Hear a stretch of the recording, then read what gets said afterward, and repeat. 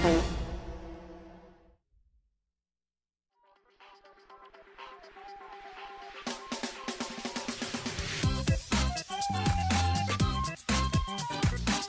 трета, червен картон на Марио Метушев и всичко си е бава в къта мачера.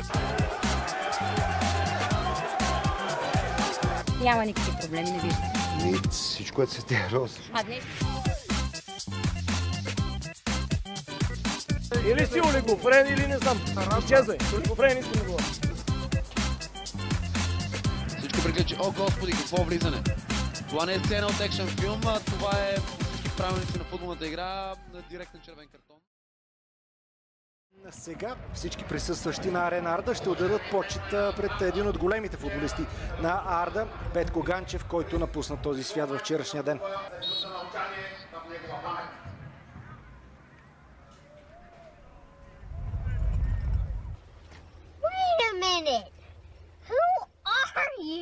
А сега Краси Боев ще ни разкаже сензационната история на Петко Ганчев. Сигурно сте чули, че той беше почетен с минута мълчание преди началото на футболен матч, въпреки че е жив и здрав. Диктора на матча обяви едноминутно мълчание в негова памет. А бате Петко е жив. Все още. Жив си, нали? Да.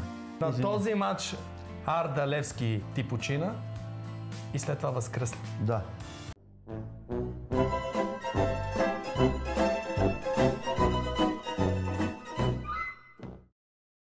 Капитана, феновете на Славия са зад капитана. Сега, кои фенове? Ти ли си веда? Да. Какъв си?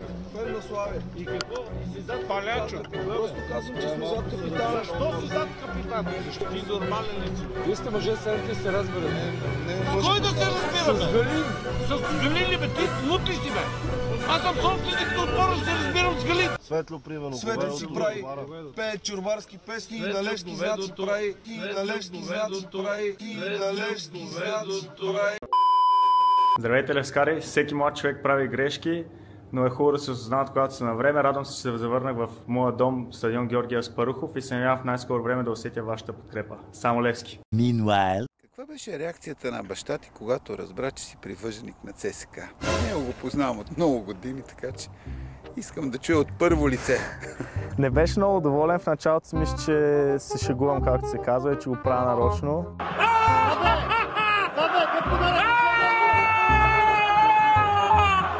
Беше му трудно в началото, но после го приема. Естествено, всеки път се нерви, ако се радва на някоя тяхна победа.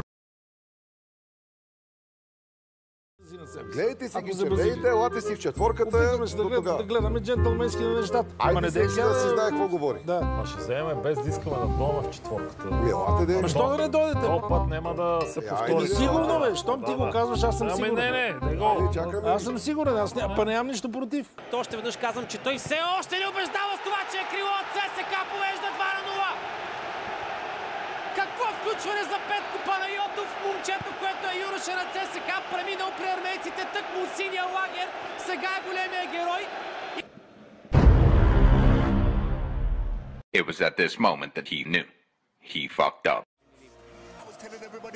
Включването на Илян Стефанов, гол за Левски! Илян Стефанов получи подаване от Джават Елчемели, сините си дават възможност. Удар на удар! Пара Левски изравнява! Изравнява резултата! 4 минути след добавените време сините. Здравейте! Това са бутонките минути след края на ЦСКА Левски 2-2. Имам чувството, че ще избухна. Толкова много ме яд, толкова не ме е било яд от много години. Имам чувството, че ще избухна. Как може допълнителното време да ти вкара 2 гола? Аз не знам какво да кажа. Имам чувството, че ще избухна. Тия бутонки ми идва да ги направя 2-3 минути, да тегла, да хора да удара няколко. Трябва да се успокоя по някакъв начин, ама...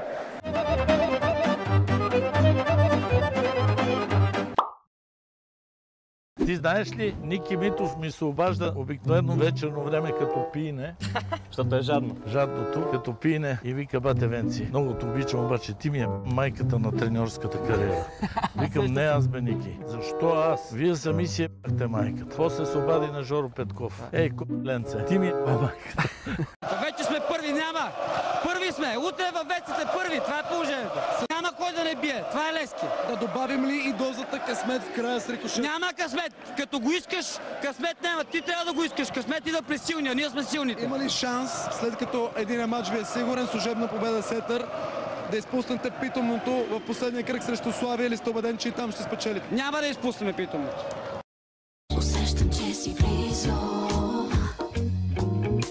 по-близо отпреди. Усещам, че си близо, защо сега кажи? Усещам, че си близо, усещам, че си по-близо отпреди. Усещам, че си близо, но защо сега кажи? Моята прекрасна колежка Павлета Рашкова, заедно с страхотната и дъщеричка Павел, ще ми съдействат, както и секретар към спортно-техническата комисия Неделчо Михайлов. Добър вечер вече, да ви приветствам и в ефир. Добър вечер. Добър вечер. Как сте? В какво настроение ви намирам? В доста натоварено. Добре. Но в добро и... Готово е да тегли. Чакаме да видим какво ще сътворим. Господин Михайлов, добре сте дошъл още веднъж в ефир. Набързо да ни разясните, разбира се, регламента на жребия, който ни очаква.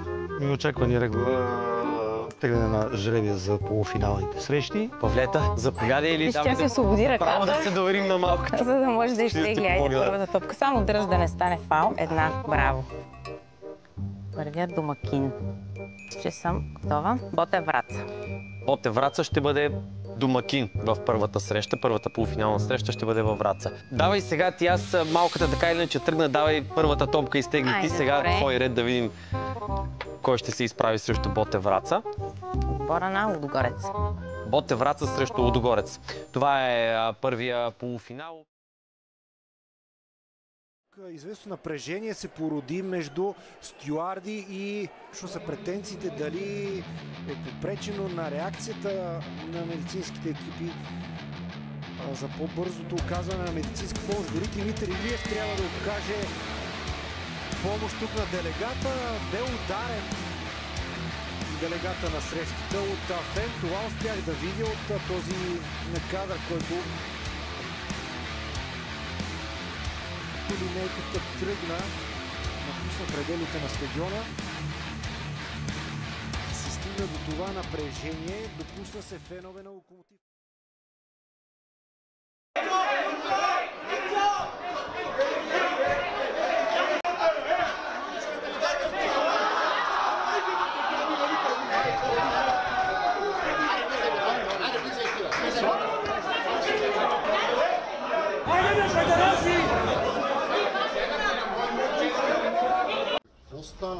Чакай. Ми чупат вътре, бе. Такъв отбор трябва да се закрие. Това не е Берое. Това не е Берое. Това е някаква пасмина, събрана от кол и въже. От другия край на света. Нашите стадиони ще убиват нашите момчета. Това е срам. Днеска съм доволен обаче от съдейството. Да. Защо? Нещо имаш против?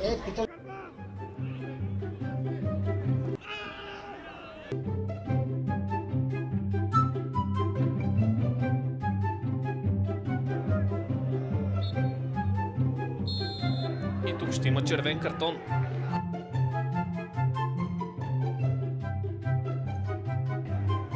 Лучано Сквадроне.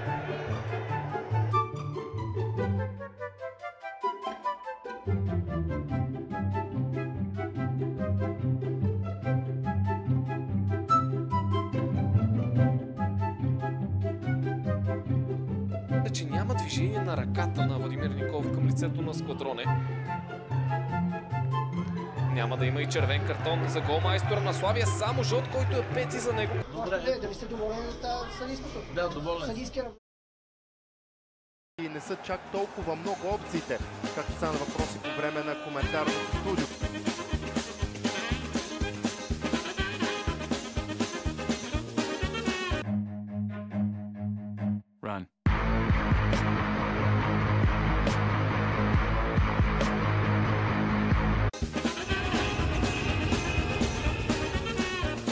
споменаха малко по-рано с сигналната ракета.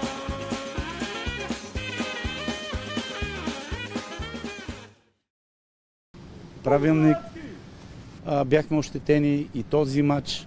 Явно има хора, които неговото влизане нито матч. Как да играем